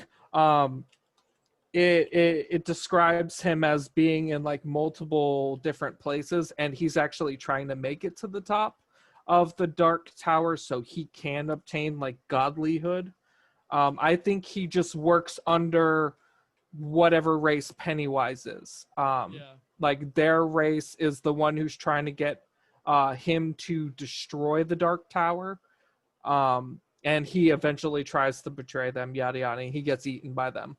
But I think their race is above him. He's still human, just with like ridiculously like overpowered godly powers. He's known as like a poisoner no matter where he goes. That book that I mentioned that Stephen King wrote, that was more of like a fantasy type book. He was actively there poisoning the king, and blaming it on his son. So the other son could become like the heir to the throne that he can use as a puppet, which ties into him appearing in the Dark Tower series in book 1, in which they say he's being chased by 2 brothers, which are the brothers from that fantasy book. So it kind of ties in. It's nice to know that like there's some like supernatural and like spooky ghost stuff, but there's also like fantasy stuff involved, so it's like a bridge of 2 worlds for me. Sorry about that tangent. Oh, no. I know a lot of stuff about a lot of random things at times. I love the Dark Tower. Those were the first Stephen King books I read, actually, and so the Dark Tower holds a special place in my heart. All right, so chapter 2, we've discussed chapter 2 a little bit here and there. You know, my thing with this is like, I love it because, you know, Teddy was saying earlier, you have such high expectations for these kids to do a good job. But when I was watching an interview the other day, the kids were saying that the adults were getting lessons from them. So I really loved that. So they spent a lot of time together kind of getting each other's mannerisms down. I know Finn Wolfhard and Bill Hader became like BFFs. Yes, they were my really. favorite part. I love Bill Hader. I like unapologetically love SNL. Oops. I know a lot of people do, but he's one of my favorite. And like, I love Finn. I love Stranger Things. So like getting to watch chapter 1 and then like seeing Bill Hader play him in chapter 2, it was perfect. It really Mhm. was. Their mannerisms, everything was amazing, and I still talk about it to this day, I think. Him and the actor who played adult Eddie, who was also in the movie Oh, yeah. Sinister. Mhm. Yes. He I did love a really Sinister. he did a really good job of matching young Eddie's mannerisms. It's actually Yes. funny about the whole Bill Hader Finn Wolfhard thing. Is because like they were doing an interview, and Bill actually called him Finn Wolfhard a little shit. Because he's like, this little shit mentioned about bringing me onto the movie, and then this became a whole thing. So he's like, I guess I got to do a good job now. Yeah, I remember. I think I was watched a clip of Finn being like, I'd like Bill Hader to play me, and then you see that clip of Bill Hader like, yeah, Finn sits there and wants me to play him, and I guess I got to be Richie from now on. I think it was really good. I think that was a perfect casting choice. Bill Hader is the perfect Richie, in my opinion. His comedic Agreed. timing was great, especially the scene where he's about to throw the rock at Pennywise. He gets hit with the deadlights and instantly goes like, limp. Yeah. The comedic presence that he had to make that look so like scary, but also at the same time so damn funny. It was great because like the movie, the one of the things I love about it overall is how it blends comedy and horror. And it really shows that they don't have to be separate. Like there is horror in the obscene, there is comedy in the obscene. There are things that you can find funny, like the circus in general, like, carnies and stuff like that. Some people think that they're great, funny things, and, whimsical and stuff like that. But to other people like me, especially with clowns, it's absolutely terrifying. So, like, I love that It and the It chapter 1 and 2 perfectly blend that together. In It chapter 1 with him dancing, that was like a good example of that. Bill Hader instantly going limp, and then freaking Eddie throwing the spear, and he's like, hey, I got him. And then, him instantly dying after. Like, all that comedic timing was there and great, but it didn't take away from the horror. So Yeah. that was like a really great thing from chapter 2 that I loved. And I know there's people will say that chapter 2 wasn't as good because of the kids, but it's my favorite movie out of that chapter 1 and the miniseries, because Bill Hader made it great. Jessica Chastain did an amazing freaking job. Like, I was not happy when they were originally going to cast her, but she did an amazing job. James McAvoy was there. They had the Old Spice dude. Can we give shout out to like the Old Spice dude for putting on the performance of a lifetime? He goes from making these short 2-second weird ass Adult Swim type commercials to like being like such a great actor. And I'm glad that they kind of like stepped back from like, well, they wanted him at first to be a drug addict and stuff like this. I wasn't happy hearing those rumors. When they were originally talking about chapter 2, and I'm like, and at first when I was like, they're putting the Old Spice guy in, oh god, they're gonna turn Mike into like a jokey kind of character. But he did not do really anything too comedic. He was very serious in his role. When you felt his desperation, when he felt desperate. I loved the explanation of the ritual of Chud that they did it, although completely different in the book than it is in the movies. Yeah, because you got in the book, it's like not physically biting his tongue, but basically it's like trying to. They kind of made it work, but they didn't. Like, in a way, just thinking of it now, basically. Because the ritual chud is basically, like I said, biting his tongue, right? Who laughs first? That's what it was. It was a comedic contest in the end between Bill and Pennywise, and Bill says, we're gonna kill you, or something to that extent, and that makes Pennywise laugh, and like that was like part of the ritual of Chud. And like I liked how they said in the movie how like for them it failed and it didn't work, which made sense because the losers' power was always that they were together. Now they're crippled because Stanley's not there. Eddie's badly injured because, you know, Henry Bowers decided to shish kebab him in the lip there. Like a very bad place in Orlando likes to do with the skewers. But like it was just way different. I loved the aspect of the book where it was like a comedic battle between this creature that takes on the personification of a clown, and then you had Bill Denborough, the master linguist, book, you know, soon to be book writer, and they're just going at these battles of quips. It was nice to see like that even be brought up because they hinted in chapter 1 with the turtle Lego thing that he was putting together, because the turtle is the one in the book who taught the children how to do the ritual of Chud. Yeah. And they tied in the fact that in order for the kids to meet the turtle in the first place, they essentially hotbox themselves in like a like an Indian like sweat tent, I guess, to meet the turtle. But in the movie it was Mike Hanlon, and he met this like Indian tribe, which, you know, it was nice to see how they tried to tie it to real world type practices. Although I wasn't a fan of somebody stealing something from a Native American tribe, because I find that very disrespectful.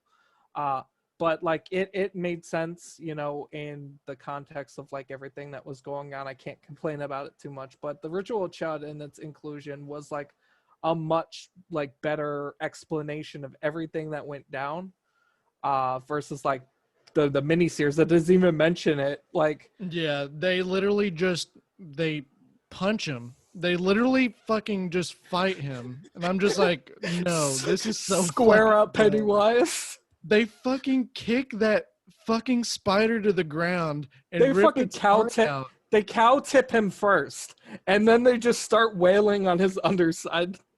Yeah, it's fucking it's stupid. Oh my god! Every time I watch that, I'm just dying laughing. I'm like, these guys are beating the shit out of this fucking spider. They could have done that like 90% of the movie before that. Yeah, really.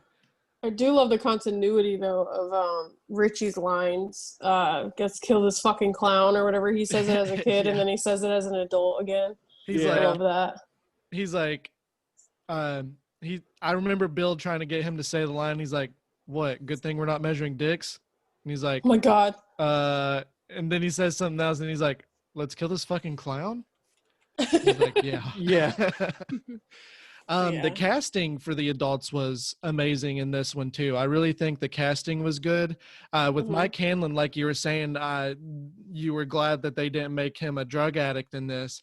I can agree. I did not think that would be a good idea, but I really wished I would have saw that scene of him and Pennywise that we didn't get to see. It was the deleted scene.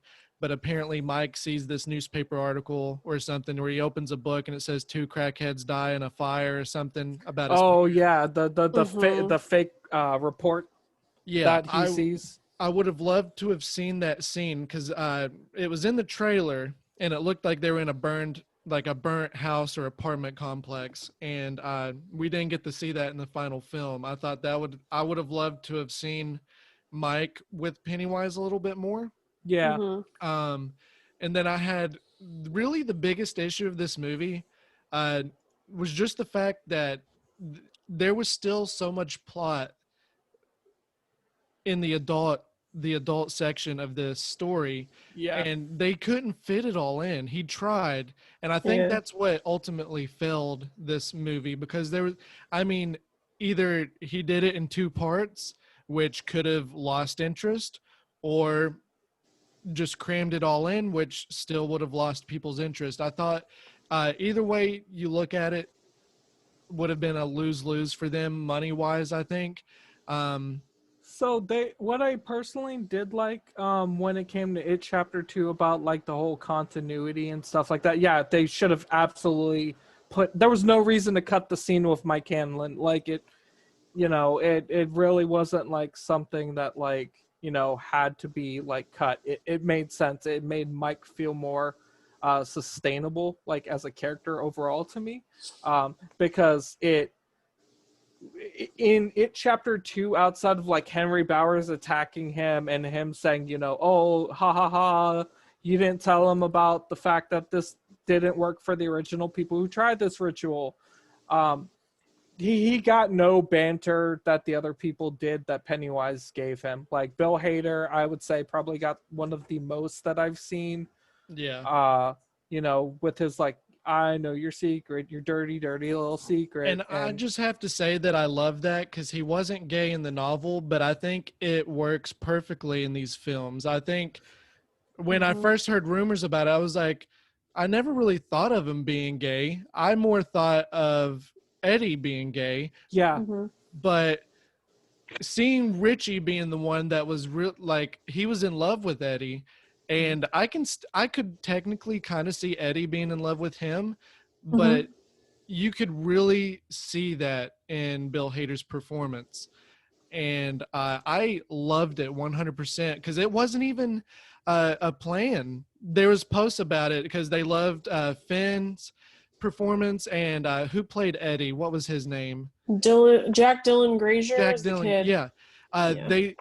People just loved their performance, their bromance, and they were like, man, they need to, they're gay and we love it. And Andy was like, I'll put that in because it felt right to me. Hell yeah. I'm a Ready Stan all the way. I'm with Cece. It made Eddie's death feel that more impactful because in the miniseries, like, so it's funny that you had mentioned before I forget the fact about like Eddie being like coded as the gay character because in the book it never goes there and it mentions his wife, but like in the 90s miniseries if you had a gaydar, it'd be impossible for it to not go off. I'm a bi man, and like it read to me as Eddie was gay. So it was nice in this series when they were like, you know what, we're gonna have to incorporate his wife because we need to show that he married his mother. Yeah. That there were like, we don't want it to be like, oh, we're suddenly not representing, something that was there. Very similar to what they did in Jesse for Freddy 2. They were just like, oh yeah, no. There was no gayness there. There was no gayness there. Subtext. But that they really leaned into it and they're like, you know what? Richie's never been explicitly with anybody in the series, so why not? Let's make him gay for Eddie. And they did an amazing job with it. Like the signs were there. Even if you go back and watch it chapter 1 after you watch chapter 2, you can start to see all those signs there. So it was really beautifully done. It made Eddie's death hurt so much worse. Even though he was comedic, he was great. I knew he was gonna die. But like the real like heavy weight came from the fact that he was Richie's love, and he never even got to tell him that before he had passed away, because the last thing out of Eddie's mouth is, he makes a joke about Richie's mom. And then I was like, he got him back. Yes. Yeah. So like when he told that joke, it was like laughing, but like mad crying at the same time. Dude, the scene where he's literally, Richie has his glasses like at the pond, the quarry or whatever. The quarry, yeah. He was just looking down at his glasses at the blood and everything. I cried.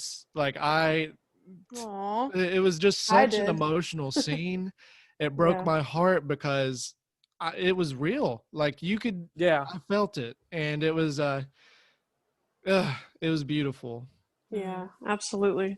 That's actually, I'm glad you guys brought that up. That's one of my favorite parts about the additional thing that they kind of threw into chapter 2 that wasn't part of necessarily outly stated anywhere.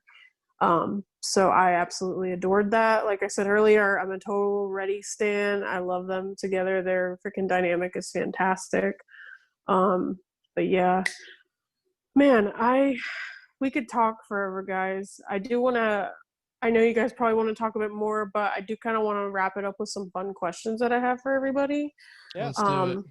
This is also going to include you kind of diving deep into the characters too. So it's not just like quick questions. We are going to kind of discuss a little bit, but so let me look here. So the first question I have for everybody, and Quick we'll start with question Jess. before we start. Mhm. The Eyes of the Dragon is the name of that fantasy series where it mentions the Man in Black being the sorcerer. That's the name of the Okay. series. Yeah, I haven't read that yet, but I'll check it out for sure. Cool. So let's start with Jess. My first question I have for you, I know you've seen them earlier since we talked a little bit. Yes. What character from the franchise do you relate to most and why? This is gonna be like a total shocker. I see myself in Bev a lot. Just because I always hung out with guys. I was a total tomboy. But we all kind of have our own stories and we go through things, and there are some similarities in our lives where things line up, and just how she finds her power through all of that. And she kind of becomes like a protector of those boys, in my eyes at least. Oh, absolutely. And I've always kind of been like the mom of my friend group, so I kind of see myself in her, and she's kind of a badass. So I'm gonna call myself a badass. All right, I'll go. So Teddy already knows who I am, but I'm Eddie. Yep. I am so Eddie.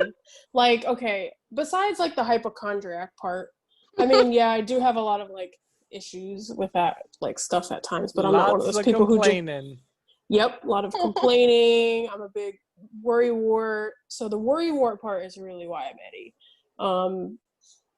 Like I don't have like the kind of relationship he had with his mom or anything. I just have that like I'm worried about everything all the time. Like the freaking part where they're in the gray water and he's like freaking out. You're gonna get poison ivy. You're gonna get shit all over you. All kind of like that's just like me. Do you know like, what septic shock is?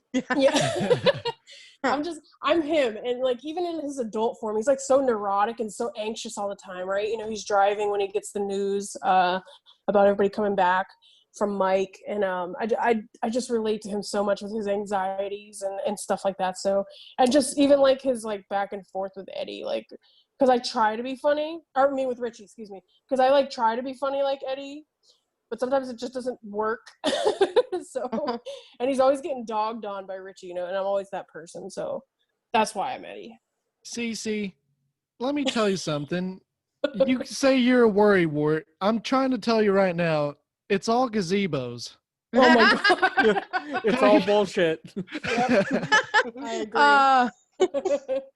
Teddy? Yeah, it's no secret to anybody who knows me, but to everybody who has listened to me rant about stuff for the past however long. Richie, I am the loud one. I am the obnoxious one, unfortunately, and I know that I am the most acquired taste you can have as a friend. But everything about Richie, to his smart ass mouth, to his inability to know when to turn it off, his no filter, that describes me pretty much to a T. So that's why I relate to him the most. Also, because I have a hearing condition in which I don't always register that somebody is talking to me, or that I can't hear when I'm being loud because of the ringing in my ears. I asked Cece to actually tell me to beep beep, so I can know to lower my voice or maybe change the topic when I'm sticking my foot too far into my mouth. Yep. Absolutely. I love that. All right. Let's see here. That is such a difficult question. I'd have to choose two of them. I know we'd have to choose one, but no, it's okay. I feel like I relate a lot to Ben, but not as much as the other one I'm getting ready to say. But with Ben, I wear my heart on my sleeve. I have a lot of love for the people that I do care about. And every time I saw Ben on screen, I related so much to how much he loved his friends, and more importantly, he loved Beverly. Literally in my wedding vows, I spoke the same poem that he gave Oh to God! Beverly. My God, Kirby! And I just, that poem is one of the most romantic things I've ever heard, but I loved it so much. And so that's why I related to Ben, but more on a personal level, like you were saying, Cece, I relate so much to Eddie due to the fact I have really bad anxiety and I do worry constantly.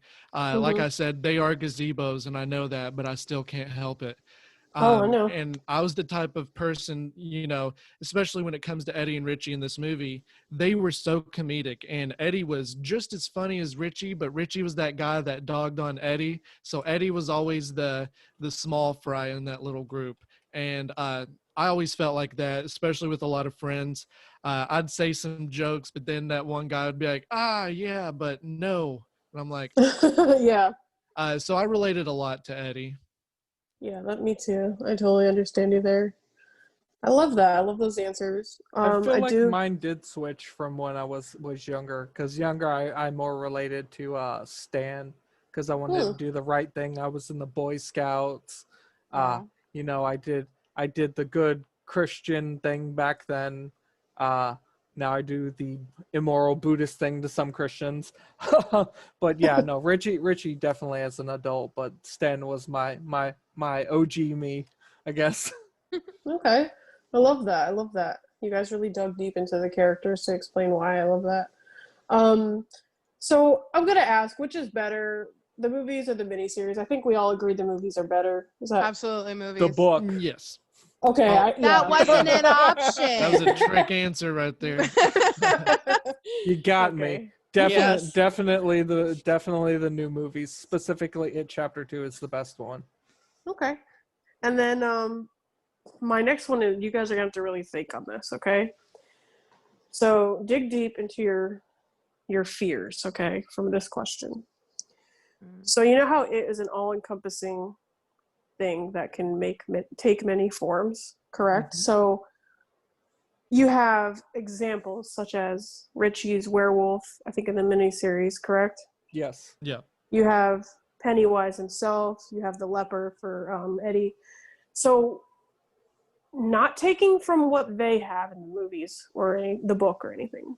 Now, some of your answers may be similar, but what would be your physical form that would scare you the most? Like, what is take your biggest fear? Like, not one of like death or something that's not tangible, like a physical fear. Call me out. And put that into what would yours be? Jess, are you ready for that one?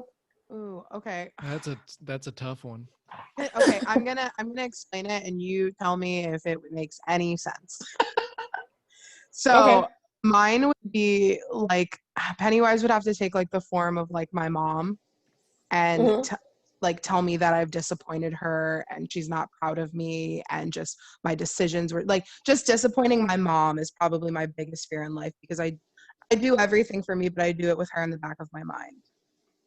Okay. So knowing that I disappointed my mom, who is like my best friend in the entire world, that is probably the thing that would break me the most, and I am the most afraid of that. Yeah, that's very understandable. Your parents are like your idols, so knowing the fact that your parents could say anything negative is always heartbreaking, especially when you have a close relationship like you do with your mom. So Thank you. I didn't mean to get sappy, but no, I mean, he's gonna listen and cry. That's extremely valid. I mean, You haven't heard mine Spider-Man yet, cup, by the so- way. What? oh, he saw your Spider-Man cup. Oh, thank you. It's not mine. It is my boyfriend's, but thank you. Oh, that's great. I will tell him you like it. Busting out that fancy stuff for you, huh? I get the fine china. Teddy? Yeah, I'm gonna go something similar as Jess. My mom was like a big thing in my life, but unlike Jess, where like the whole disappointing and stuff like that, that's not really something I struggle with, me personally. When you said I couldn't say I have a fear of death, I was gonna be like, well, I could freak out like Richie when he sees his missing poster.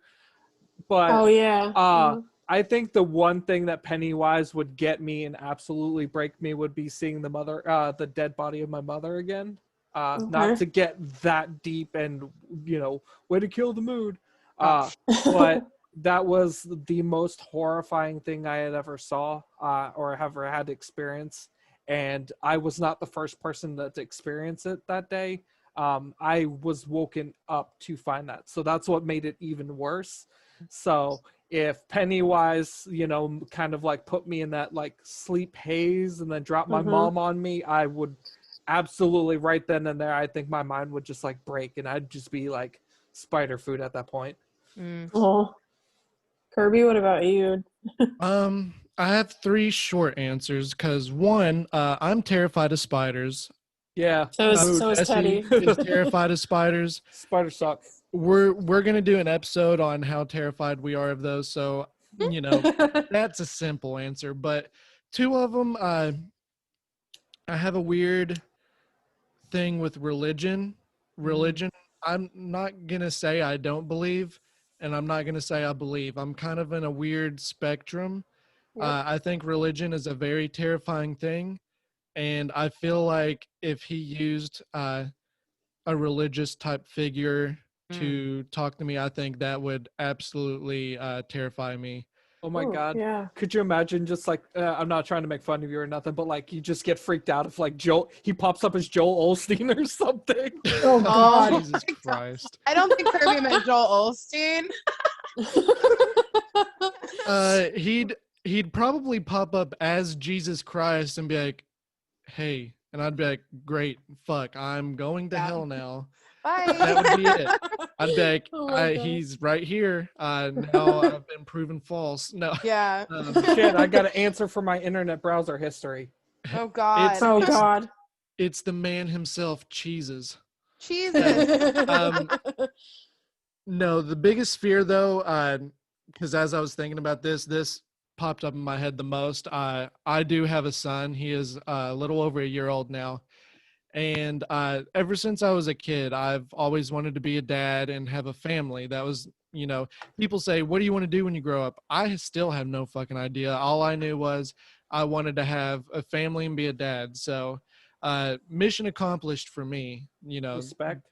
But I think the scariest and most world-devouring thing for me is if I had to hear my son say he was disappointed in me or something, because that's the biggest goal to me. Not to sound like this is so deep, but he's my best friend, and I've always wanted to be that hero for him. So if I was ever told in the image of him that I felt I'd lose, I'd be gone. So that'd be it.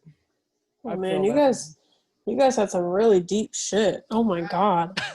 I was just asking for like, are you scared of like a fucking clown? Like, and clowns. I'm sorry. You took mine away from me. You said I couldn't say I was afraid of death, and that's like my biggest fear out of everything in the world. Because as everybody knows, thanks to denial, I'm gonna live forever, and I stick by that phrase because admitting that I'm gonna die someday is just too much for my brain to process. Oh, absolutely. But I also feel like as adults, as we get older, our fears become less tangible. So different. Yeah, and they become more in our brains and about, our loved ones and our families So much and more all that. real. Yeah. Yeah, and it's not like I'm afraid of heights. Like we're all afraid of heights. But at the end of the day, we all fly in a plane and most of us go on roller coasters. We don't have to face these demons that we're actually afraid of every day. So it's like, I get that. No, if you want to go deep, mine would be me failing as a person, not being successful. But like if we want to go tangible, I would be like Richie too in chapter 1 where he fucking sees that doll that looks like him. That shit was fucking terrifying. Okay, I hate Cece dolls. would be triggered by the whole tryptophobia-ness of it because he's got like the maggots coming out of his like cheek and stuff. So like I can't stand dolls. You guys know this is like a running gag on our show. Like I cannot stand dolls the way Jess can't stand teeth. So if he was to come at me in the form of a fucking doll like goddamn Charles Lee Ray does, fuck that shit. I would be running out the goddamn door. Listen to this shit. When I first had my son, my dad randomly just walked up to me and he was like, "You want to know what I was terrified of when you were first born?" And I was like, sure." And he was like, "I used to always wake up in the middle of the night and be scared and not be able to sleep because I would think about what if I saw you as a newborn running around the house." And I was like, "God, Oh my what the God. Oh fuck? my- That'd be so weird." Yeah. Oh my god, That's it's like the baby. terrifying. It's like the baby from that movie Kung Pao when the Yeah. guy goes to assassinate him and he's like running Oh around my the God. room. Oh Jesus. Oh Lord. Okay. Yeah, that'd be pretty fucking scary. Yeah, for sure. We used to My- freak my dad out when when we were kids. Me and my brother. It was around that time that the Rugrats movie came out. So like Burger King had like those like the promotional toy of the Reptar mobile Oh that my you could like gosh. flip a switch and leave its eye, and it was eyes would glow because it lit up Oh, in the God. movie. So me and my brother had a bunch of those. So what we would do is we'd light those up. My dad would go to sleep and he would see them come out of his room to go to the bathroom and just see all those eyes staring at him, and it would freak him I the hell hate that. out. Nah, hate see, that. my dad would have thrown every single one of those out. He would have Oh, been we like, had- absolutely not. All of them in the bag. We had to get him back for the whole, Pennywise, Pinocchio, and Chucky Chucky. thing. True. Yeah. My dad showed me American Werewolf in London when I was 7. And Yeah. literally looked at me and went, "Don't tell your mom." Yep. We talked about this. Like, Yeah. we talked about this with Big Heck and Wade. It's like all of our fathers were the ones who fucking got us into horror because they showed us shit when we were like super young. Yeah. Like Child's Play was the one that I referenced. I know Teddy saw it when he was really young. Yep. Do you have a situation like that too, Kirby, where you saw like something like super young and it just like Yeah, I watched Scream. That was the earliest I can remember. okay. Honestly, I know it sounds crazy. People don't think they can remember things, but I swear, I had to have been maybe 2 or 3. Oh yeah. But I remember that fucking scene in the very beginning of Scream. That scene terrified the shit out of me, especially seeing her hung on the tree. Oh, I know. Nope, fuck that. Oof. Yeah. Oh yeah, That's Drew Barrymore getting got. yeah. Thanks That's to one of old the dad. best. Thanks, Dad. Yeah, I know you guys were just talking about that on your last episode too. That was one of the Yeah. kills you guys had on there. Heck yeah, man. I love that. My last question is kind of just more of a fun one. What are some of your guys' favorite quotes from either miniseries, movie, book, whatever? I'm trying to think Let the myself. guys So go first. yeah, Teddy maybe. Well, I can quote the entire mini series, the children's part, because like I've watched it so many times. I would say probably one of the most iconic lines that he has, well, it's seen really, is him in the library when it's adult Richie. Him absolutely just being like the most obnoxious comedian to piss Richie off, because Richie is an 80s stand-up comedian and he's just doing all these bad jokes and being the most loud, annoying person ever. I also liked in It chapter 1 when he's like, it's not real. It was real enough for Georgie. And I was like, Yeah. snap, Yes. Pennywise. Burn. I was like, damn, Pennywise got them clapbacks, hitting them with them receipts. Yeah, that scene, because he was just about to chow on Eddie, and then he hears that door open and the bass drops and he turns his head. I swear I literally shit my pants. I loved it so much. But yeah, when he said that, I was like, no, he fucking didn't.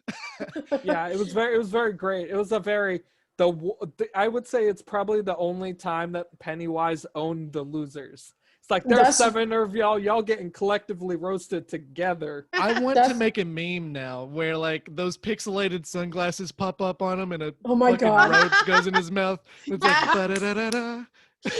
And Thug life.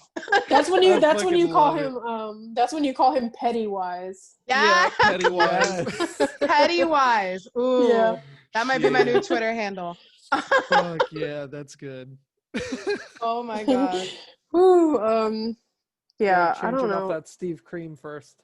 Oh, Oh, no, God. that's never Steve Cream. changing. Steve Does that Cream. have to do with Steve Harrington? Yes. Yes. Okay, because I We'll fucking explain.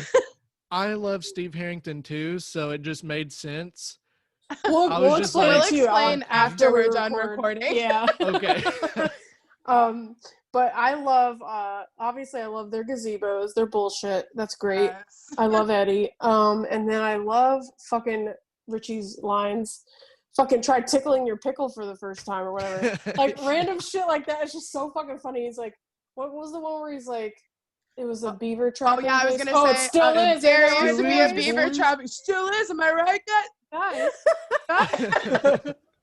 Oh my Yes. god, Finn did That's such my a great favorite. job. Everything he said in that fucking movie was hilarious. Like he was like, "I'll show you a staph infection," and holding that stick. Oh my god, yes. And I love Kiss Me Fat Boy. That's a great one from the miniseries. Kiss me, fat boy. Yeah. I love with the inhaler because I've been asthmatic since I was born, pretty much. Mhm. So when That's they're like, another reason I'm Eddie. it's battery acid, and I'm like, no, it's fucking not. It's albuterol. Yeah. Oh my god. But you know, it's like But one like of I'm those not things. stupid enough to fall for that one. I know what Eddie it You're is. like, has now breath." that shit's a gazebo, Eddie. Get the fuck out of here. Yeah, for sure. Oh man. Any others? I think my favorite Richie line is that part where they're riding bicycles, talking about how they've seen him, and he's like, "Are only virgins seeing this shit? Is that why I don't see this?" I died laughing hearing that. Oh my god, Oh, I love my that. I would say my favorite Richie one definitely was the end in chapter 1 where he's like, I told you this was gonna happen. You dragged me in the fucking sewer, I stepped in this nasty water, and now I gotta kill this fucking clown. Yeah. Hell yeah. Yes.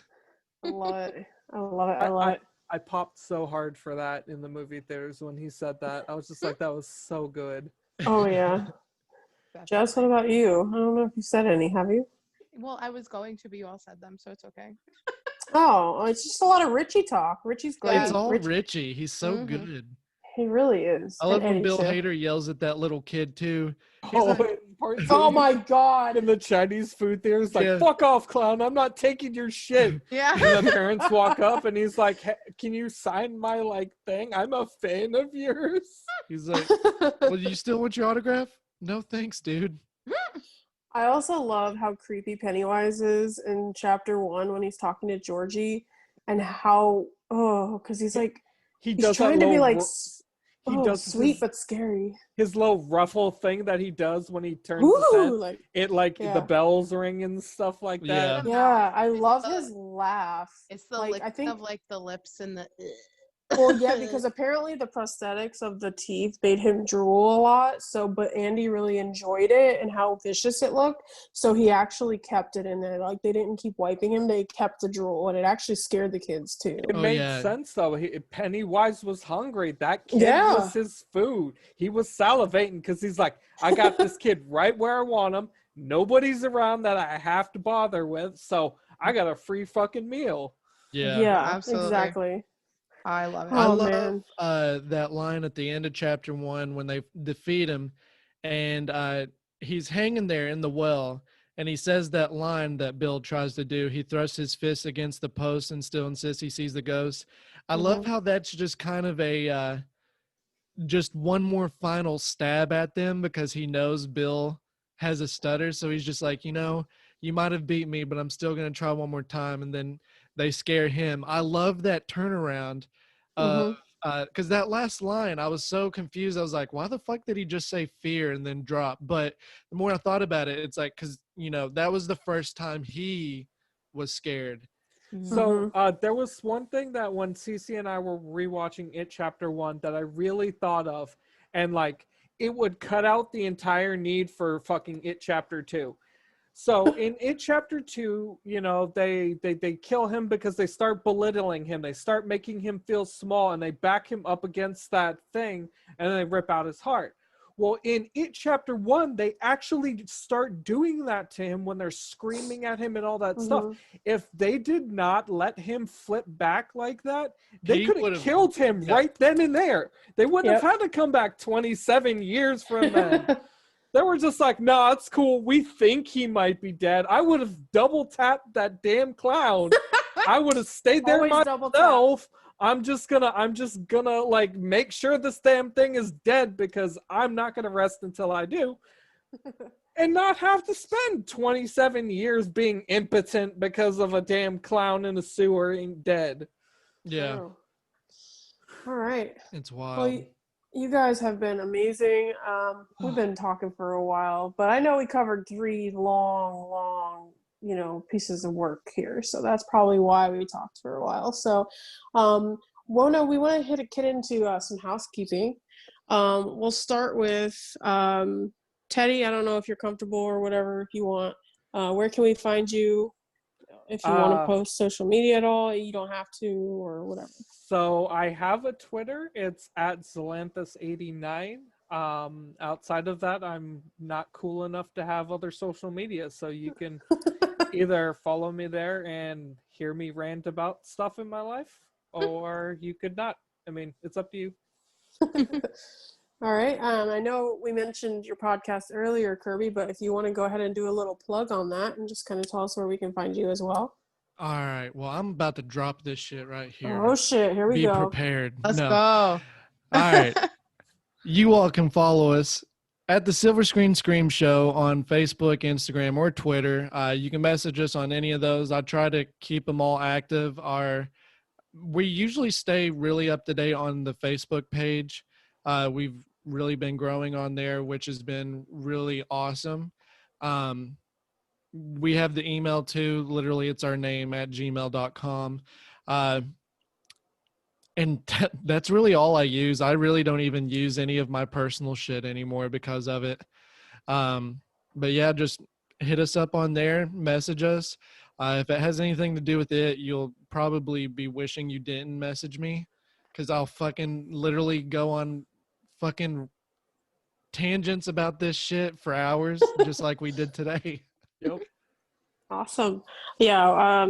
Big fan of your show. I love you and Jesse. You guys friggin' crack me the hell up. So Thank I you. love it. I appreciate it, guys. I really do appreciate it when you messaged me that. I take that very take it to heart, really. I started the podcast last year. It was nothing, but it was just kind of something I really wanted to push myself to. And finally meet individuals such as you guys and everyone at the network and seeing it grow the way it's been growing the past little few months, I never thought it would happen. So I really appreciate it. Yeah, it's crazy. Like even since we joined, like right after us, it seemed like just so many people have joined now. So it's wild. Yeah. No, we love the little family. Cece, do you want me to do our Absolutely. socials? Yeah, Jess, Okay. go ahead. Let's pop into ours. Sure. Well, we mentioned the network. Just want to say that, Kirby Show and our show, we're both a part of the Slash and Cast podcast network. Check them out. We got a whole plethora, and I mean plethora, of shows. Almost as big as the It book. Almost. We've got like horror. We've got, I know that we do like movie scripts that don't come out. We've got wrestling podcasts, everything you want. But if you want to follow the Scream Queens, and right now we are the Steve Creams on Twitter. Listen in next week's episode to find out what that's all about. Yeah. If you want to follow us on Twitter, we are at Scream Queens 85. On Instagram, we are the Scream Queens podcast. We do have a Facebook page. It's just a like page. We don't really post on there. It is just search the Scream Queens. You'll see our logo pop up. And then we also have an email if you guys want to shoot us an email about literally anything and everything. We'll talk to you until we're blue in the face. It's the Scream Queens the Scream Queens podcast. No, the Scream Queens 85 at Gmail. There we go. I don't use that email very often, apparently. Yeah. And if you want to follow Cece and I, our personal socials are linked to our Twitter and Instagram. So we are on. Yep. Anything else that anybody wants to plug or any projects coming up or anything interesting, Jess? I have just one thing. We want to send some love to Big Heck and Wade this week. You know, Wade from Big Heck and Wade Adventures. He's kind of going through some things. If you guys could just send him some love, they are friends of the podcast. They've been on a couple times. Go check them out. Their last episode actually talks about what's going on. If you guys want to go listen to it, really good. I just wanted to send some love because I know we're all friends of Wade. Absolutely. Yeah, definitely sending love. Yes. So I also want to send love to you guys for having me on here. Oh, So it was nice to talk about something that I am also passionate about, and I try to or want to get into the whole podcasting myself. So this was a very fun experience. yeah. I mean, I wanted to bring on two people I know that are the most passionate about this. That's my thing is when we have guests, I really want to bring people that I know are very passionate about the subject we're talking about. We do have quite a few things coming for October. I know it's still September. We're going to round out this month, but next month we have 2 bonus episodes, so we've got a lot of material to cover next month. But you guys are going to love it, because if you love horror and you love Halloween, you're going to just have a great time. But yeah, anything else, Jess, that we need to cover? Or No, we'll have that HHN review of the 2 houses. We'll have that coming out in the next couple weeks once I get back into Florida and we can both go through them together. So don't worry about that, guys. That will be coming. Yep. Do we want to tell them what next week is going to be? Oh yeah, so next week, I don't know if you guys know, but HHN at Home just happened on Saturday. It was a fan-created kind of a con from your couch. And we had full support from Universal and Mike Aiello and all that. So the Scream Queens actually participated. We did a little giveaway and we did some quiplash. We're going to do a full review, and we're going to bring on a new friend and a fan of the podcast, Timmy. So he's going to come on. We're going to discuss the whole day and kind of do a full breakdown. So that'll be kind of fun. Nice. Next week's going to be so fun. So, Oh, yeah. But yes, everybody, thank you so much. Stay spooky. Wear your mask. Save Halloween. Yes. We love you all, and thanks to Kirby and Teddy for being here with us today. It was Definitely. my pleasure. Thanks for I having appreciate me. it. Thanks, guys. All right. Love you guys. See you next week. Bye. I'm not supposed to take stuff from strangers. Oh, well, I'm Pennywise, the dancing clown. Pennywise? Yes, meet Georgie. Georgie, meet Pennywise.